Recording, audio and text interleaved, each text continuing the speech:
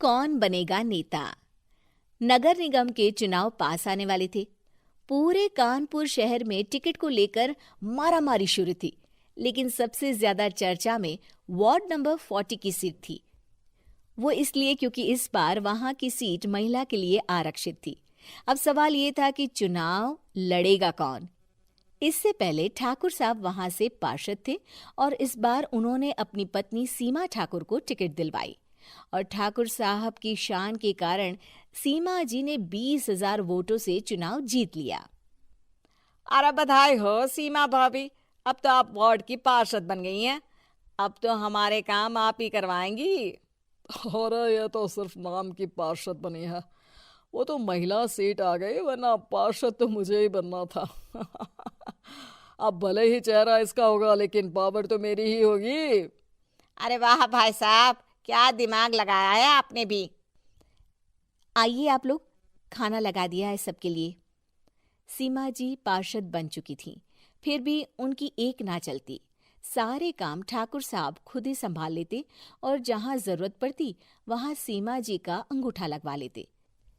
सीमा जी ज्यादा पढ़ी लिखी भी नहीं थी। एक दिन ठाकुर साहब और सीमा एक प्रोग्राम में जाते हैं। अरे ठाकुर साहब, आप आ गए। ओहो, पार्षद मैडम भी आ गई हैं। स्वागत है आप दोनों का। लगता है हमारे पार्षद फंड का सही इस्तेमाल हो रहा है। चलिए अब उद्घाटन करते हैं। ये लीजिए ठाकुर साहब कैची, आप ही सबसे पहले प्रवेश कीजिए। सब लोग आगे निकल जाते हैं और सीमा जी पार्षद होने के बावजूद भी पीछे खड़ी रह जाती हैं।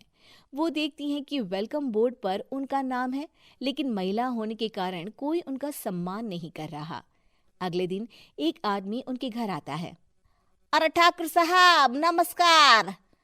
कल ना हम नोटिस किए कि हमारा घर तो अवैध है और नगर निगम वाले उसे तोड़ने आ रहे हैं। अरे कुछ कीजिए ना ठाकुर साहब। देखो भाई, मैं तो ज्यादा कुछ कर नहीं सकता, पर अगर तुम सबकी जेब गर्म कर दो तो कुछ हो सकता है। कुल मिलाकर 4 लाख लगेंगे।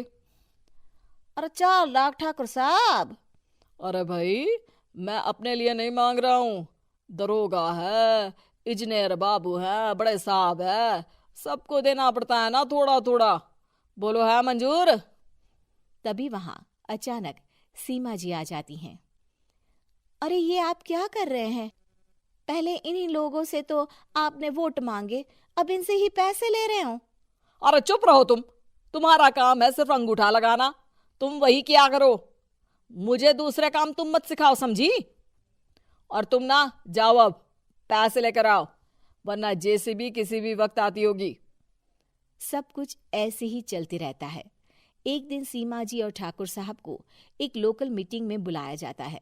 वहां पर कई और अधिकारी लोग भी मौजूद रहते हैं। अब मैं चाहूंगा कि ठाकुर साहब हमारे बीच 2 शब्द कहें। मेरे प्यारे भाइयों और बहनों, आज मेरा सौभाग्य है कि मैं आप सबकी सेवा दिन रात कर पा रहा हूं। आपने मेरी पत्नी को भारी मतों से जिताया है, इसलिए मैं आप सभी का शुक्रगुजार हूं। मैं आप सबसे वादा करता हूं कि हमेशा की तरह हमारे वार्ड में किसी को कोई तकलीफ नहीं आने दूंगा। सभी लोग तालियां बजाने लगते हैं। अब मैं माननीय पार्षद मैडम को स्टेज पे बुलाना चाहूंगा। अपने नाम को बुलाया सुनकर सीमा जी एकदम चौंक जाती है। उन्हें बिल्कुल उम्मीद नहीं थी कि इतनी बड़ी जगह उन्हें मंच पर बुलाया जाएगा। जैसे तैसे वो मंच पर चढ़ती हैं। ऊपर जाते ही सीमा जी को सारी पुरानी बातें याद आ जाती हैं कि किस तरह उनके पति उन्हें कभी भी आगे बढ़ने नहीं देते और उनके नाम से गलत काम करते हैं। वो बोलने लगती हैं। मैं आपके वार्ड की पार्षद सीमा हूं। आप में से बहुत कम लोग ही मुझे जानते होंगे, क्योंकि इससे पहले मुझे कभी ऐसा मौका ही नहीं मिला। सारे मौके मेरे पार्षद पति यानी आपके ठाकुर साहब ही लेते रहे, लेकिन आज ये मौका मुझे मिला है तो मैं इसे ऐसे ही नहीं जाने दूंगी। मैं आपको ये बताना चाहती हूँ कि आपके ठाकुर साहब मेरे नाम की आड़ में गैर कानूनी काम करते हैं, जिस पर अंगूठों के निशान मेरे होते थे। इसीलिए मैं अपनी गलती मानती हूँ और आज अपने पद से इस्तीफा देती हूँ, ताकि आगे से कोई गलत काम ना हो पाए। अब फैसला आप सबके हाथ में है कि आप हमें क्या सजा देना चाहते हैं।